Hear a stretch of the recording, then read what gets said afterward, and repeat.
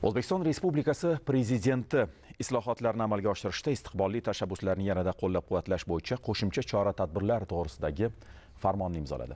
Hujjat bilan mamlakatning iqtisodiy va ijtimoiy o'sishini ta'minlash jarayonida keng aholi qatlamining ishtirokini ta'minlash, ularning turli sohalardagi istiqbolli tashabbuslarni rag'batlantirishga qaratilgan qator vazifalar belgilanmoqda. Ayni maqsadda har yili kelajak uchun istiqbolli tashabbuslar forumi o'tkaziladi.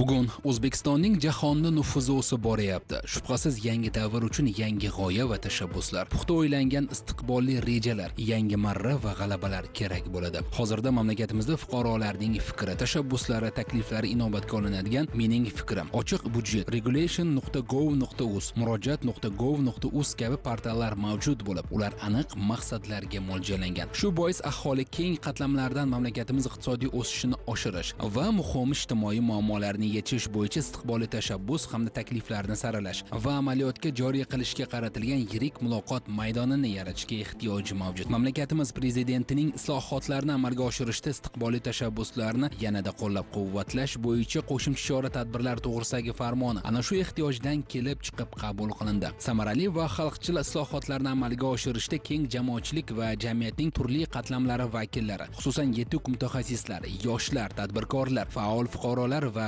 vatandoshlarning ishtirokini qo'llab-quvvatlash, mamlakatimiz raqobatbardoshligini oshirish, yangi texnologiyalar va ilm-fan yutuqlarini integratsiya qilish, istiqbolli tashabbuslarni qo'llab-quvvatlash maqsadida keng aholi qatlami uchun ochiq muloqot maydonini yaratish, zamonaviy ilg'or g'oyalar va istiqbolli tashabbuslarni saralash va tanlab olishning samarali mexanizmlarini joriy qilish farmonning asosiy maqsadlaridir. Farmonning ahamiyati juda ham katta, chunki har bitta davlat o'z fuqarolari va tadbirkorlari bilan muloqotni turli shakllarda amalga oshirish kerak.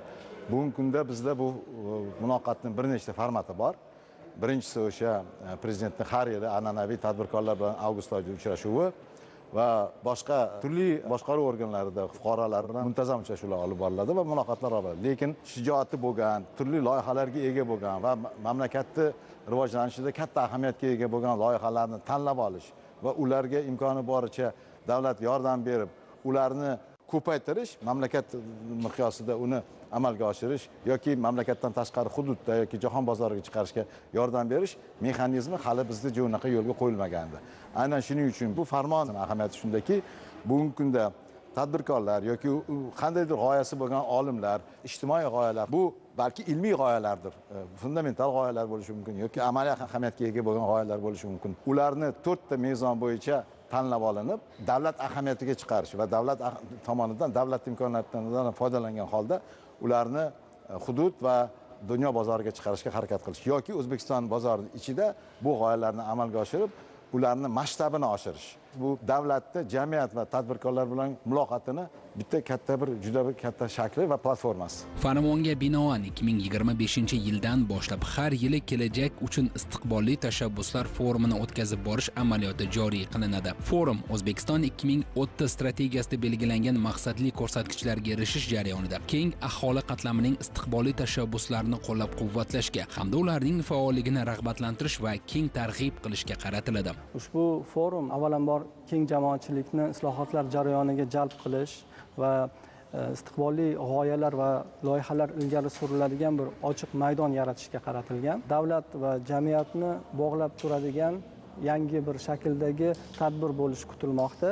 Bunda har bir fuqaro, har bir jamiyatimiz vakili mamlakatimiz kelajagiga o'z hissasini qo'shish imkoniyatiga ega bo'ladi. Forum avvalambor yoshlar, mutaxassislar, tadbirkorlar va faol fuqarolar uchun iqtisodiyot, texnologiyalar, ta'lim, ekologiya yoki boshqa sohalarga doir o'z takliflarini taqdim etish imkoniyatini beradi.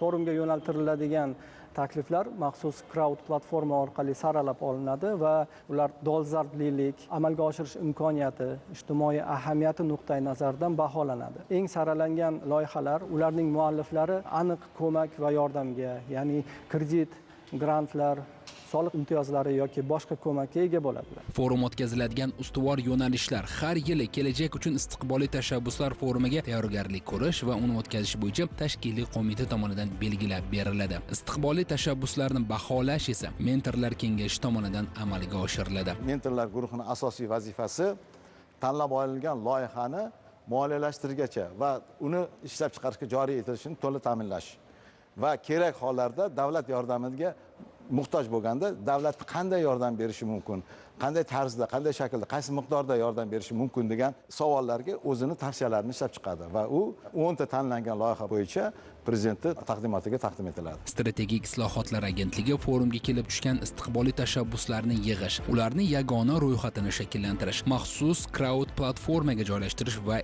e'lon qilib borishga hamda forum natijasi bo'yicha ma'qullangan istiqbolli tashabbuslarning mas'ul vazirlik va idoralar tomonidan amalga oshirilishini muvofiqlashtirishga mas'ul hisoblanadi. Tanlab olingan istiqbolli loyihalarni moliyalashtirish Biznes rivojlantirish banki zimmasiga yuklatildi. Albatta ushbu loyihalarni bank tomonidan moliyalashtirish masalasi ko'rib chiqilayotgan paytda mijozning kreditga layoqatligi, garov ta'minoti masalalari umumiy tartibda ko'rib chiqiladi. Shuni ham aytish joizki, bugungi kunda kichik biznesni uzluksiz qo'llab-quvvatlash kompleks dasturiga asosan tijorat banklari tomonidan jami 4.8 trillion so'mlik loyihalar shakllantirilgan. 2026-yilga qadar 1.2 trillion so'mlik loyihalar loyihalashtirishi rejalashtirilgan. Farmon bilan kelajak uchun istiqbolli tashabbuslar forumiga tayyorgarlik ko'rish va uni o'tkazish bo'yicha tashkiliy qo'mita tarkibi. Kelajak uchun istiqbolli tashabbuslar forumini o'tkazish tartibi to'g'risidagi nizom. Kelajak uchun istiqbolli tashabbuslar forumini 2025-yilda o'tkazish bo'yicha tashkiliy chora-tadbirlar rejasi tasdiqlandi. Forumga tayyorgarlik ko'rish jarayonida kelib tushgan istiqbolli tashabbuslar top 50 va top 10 talik tartibida saralanadi. Mentorlar kengashi tomonidan top 10 deb topilgan eng dolzarb istiqbolli tashabbuslar O'zbekiston Respublikasi prezidenti ishtirokida o'tkaziladigan forumning yalpi majlisida muhokama qilinadi. Bu yerda 4 ta mezon bo'ladi. Birinchi aktualligi, muammoni aktualligi,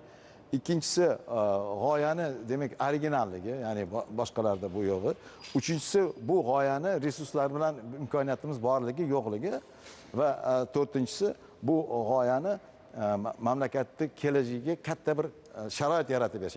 Shu 4 ta mezon bo'yicha g'oyalar tanlab olinadi. Avvaliga 50 ta, 50 tadan 10 ta tanlab olinadi. Shuning uchun shu mezonlar bo'yicha tanlab olingan 10 ta loyihani ichidan ma'qullagan ravishda ularga nisbatan har bittasini hayotga tatbiq etish bo'yicha yo'l xaritasi ishlab chiqiladi. G'oyalar tanlab olingandan keyin davlatning bir nechta imkoniyatlari bor. Birinchi, bu g'oyani amalga oshirish kerak bo'lgan hamma davlat tomonidan nima ma'muriy masalalarni hal qilish kerak bo'lsa, davlat g'oyani amalga oshirish uchun yo'l xaritasi ishlab chiqadi. Va bu yo'l xaritasida ko'ringan masalalar hammasi, demak, davlat boshqaruv organlari tomonidan majburiy ijroga mo'ljallangan bo'ladi. Forum doirasi kelib tushgan qolgan tashabbuslar hukumatga murojaatnoma va davlat dasturlarini, muayyan soha, tarmoq yoki hududlarni rivojlantirish bo'yicha chora-tadbirlarni shakllantirish maqsadida yuboriladi hamda hukumat tomonidan ko'rib chiqiladi va ularni amalga oshirish yuzasidan zarur choralar ko'riladi. Bugungi O'zbekiston keng imkoniyatlar va amaliy ishlar mamlakatiga aylanmoqda. Qabul qilingan ushbu hujjat davlatimizning iqtisodiy va ijtimoiy o'sishini ta'minlash jarayonida keng aholi qatlamining ishtirokini va ularning turli sohalardagi istiqbolli tashabbuslarini rag'batlantirishga hamda innovatsion faolligini yanada oshirishga xizmat qiladi.